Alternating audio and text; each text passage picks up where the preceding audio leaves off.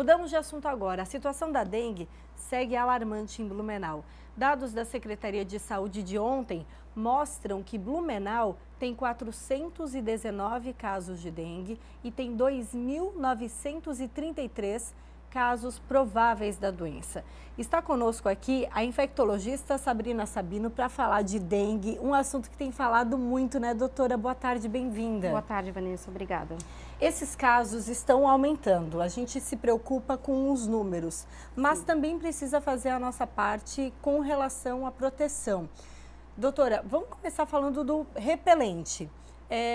Qual é o mais indicado? Como a gente deve aplicar? Tem muitas mães, muitos pais preocupados se está sendo suficiente essa proteção, né? Sim, então Vanessa, a questão eu acho que o principal da nossa proteção, existe o que a gente chama da proteção coletiva, onde a gente consegue fazer aí a nossa parte, evitando água parada, mas existe a nossa proteção individual. Então, a nossa proteção individual é repelente. Quando a gente fala repelente, é importante os pais estarem atentos ao rótulo do produto.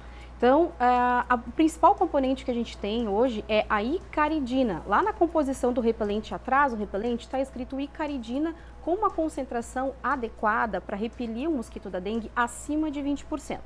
Também nós temos um outro componente que é o DET, que é o DET, com uma concentração acima de 10%, onde a gente coloca entre 20 e 50, ótima, né?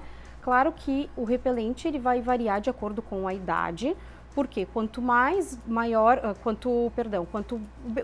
bebê, né? Então a pele é mais sensível, a gente tem que cuidar a questão da concentração. Mas também não pode deixar uma concentração tão baixa de icaridina, principalmente, a ponto de não conseguir fazer essa proteção ideal. Então, muitas vezes, ali na hora da compra, eu vou ver que tem icaridina, vou ver que tem o DET, né, o DET, mas eu vou precisar observar se tem orientação, se é indicado para criança ou não. Muitas vezes a gente pega alguns protetores que não são indicados para menores de 12 anos, né? Exatamente. Tem alguns repelentes que eles são indicados para maiores de 12 anos, tem repelentes que são acima de 6 meses de idade e tem que se atentar também que tem acima de 2 anos. Então, olhe no rótulo do produto a concentração adequada, sempre icaridina, uma concentração acima de 20%. Acho que isso é o mais importante a gente grifar aqui. A questão de valores também deve variar muito por causa da composição, né? Porque muitas vezes a gente encontra repelentes com um custo mais baixo, mas tem que ficar atento a esses componentes, porque muitas vezes não tem na porcentagem devida. E não só isso, como a questão de quantas vezes ao dia tem que se passar,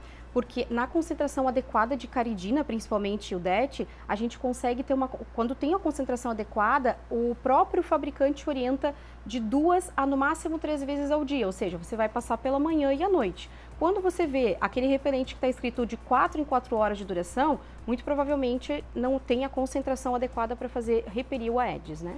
Doutora, vamos falar um pouquinho do comportamento do mosquito, né? A gente com casos de dengue em todo o Brasil, intensos aqui em Santa Catarina, Blumenau também, né, tem esses registros. Explica pra gente sobre os casos prováveis. Esses casos prováveis ainda aguardam uma avaliação?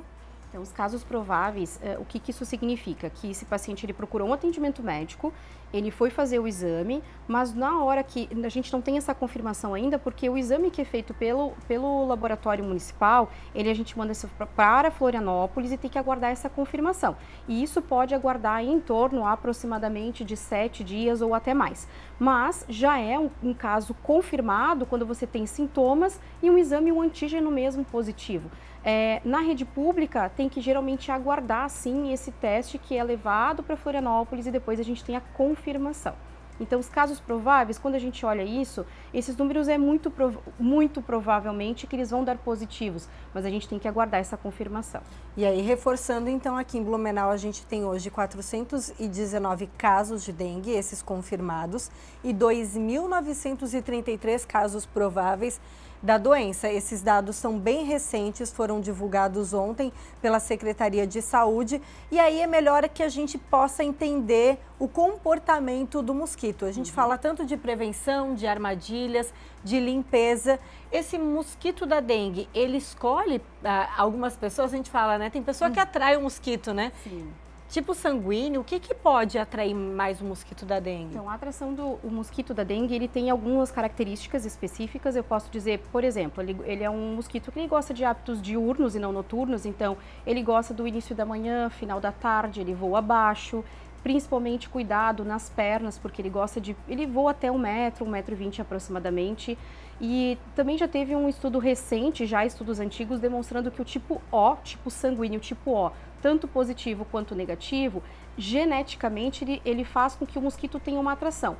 Porque o Aedes aegypti, ele é um mosquito que a gente chama hematófago, ele se alimenta de sangue. Então, o sangue tipo O, por fatores genéticos, tem essa propensão a ser mais picado por mosquitos. Também tem outras possibilidades, como o nosso suor, né?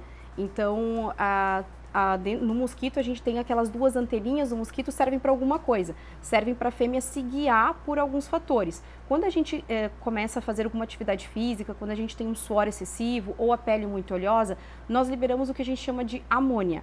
A amônia na composição e o dióxido também de carbono, ele faz, quando a gente transpira, a fêmea do mosquito, ele se atrai. Então, se você está suado, se você está com a pele oleosa, se você fez exercício físico e o álcool também é um outro fator predisponente, vai ter maior atração do mosquito. Isso a gente já sabe. Então, por exemplo, fazer atividade física ao ar livre e tá ali num bairro, precisa tomar muito cuidado, porque esse mosquito ele pode estar perto dessas armadilhas, né, desses locais e contaminar essas pessoas, né? Então, exatamente. É um fator a mais. É um fator a mais e aí mais importante é a gente orientar, use o repelente. Você vai sair ao ar livre, tudo certo, desde que você use o repelente adequado para você sair, fazer uma boa exposição e fazer seu exercício físico com maior segurança, né? Falando ainda sobre o repelente, doutora, a gente deve reaplicar ao longo do dia, né?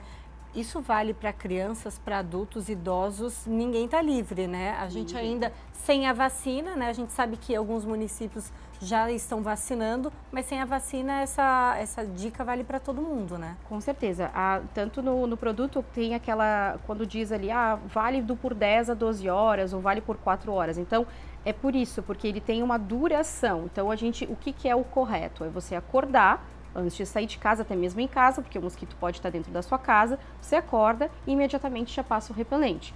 Vai sair, vai voltar no final da tarde, passa novamente o repelente. Por quê? Porque ele pode estar dentro da sua casa também. O mosquito, eu brinco ainda com os meus pacientes, mas eu moro no 10º andar. Mas o mosquito sobe o elevador, né?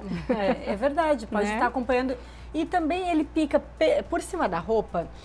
Tem a gente como mãe, né, a doutora também é mãe, sabe que nos grupos de mães a gente se preocupa demais com as crianças e tem rolado muito essa conversa do mosquito que pica sobre a roupa, passar o repelente em spray no uniforme da criançada. Qual que é a orientação? A orientação, nós temos alguns repelentes que são em spray aerossol que pode ser passado por cima da roupa.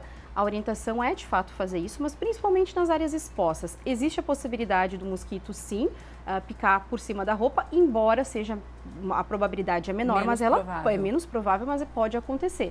Então, passar ele por cima da roupa. Também um fato importante é que quando você tem a roupa clara, ele repele o mosquito. Então, a utilização de roupas claras, ele vai repelir. E roupas escuras, ele atrai o mosquito. Porque a fêmea ela gosta de ambientes mais escuros, ela precisa do sangue humano para fazer a sua procriação, ambientes mais escuros e quentes. Então, roupas escuras e calor, suor, é uma combinação perfeita aí para o mosquito.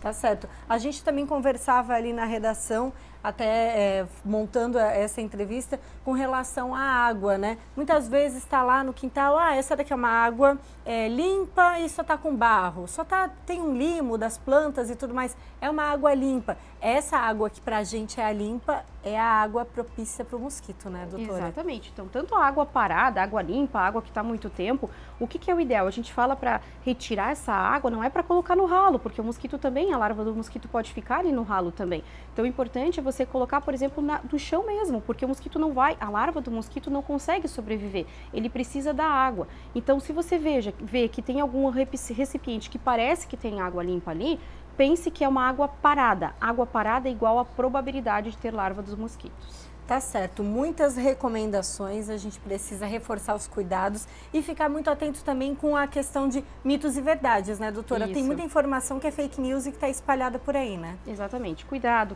com fake news, a questão de uso, por exemplo, de vitaminas, isso não tem nenhuma relevância científica. Eu acho que você tem que fazer a sua parte na sua proteção individual e coletiva, escutar o que é dado informações de uma forma correta, passar repelente e cuidar realmente da água parada. Isso é o mais importante no momento. Tá certo. Muitíssimo obrigada. Conversamos com a doutora Sabrina Sabino, infectologista. Está sempre atenta a um conteúdo atualizado, né? Especialmente sobre a dengue agora, né?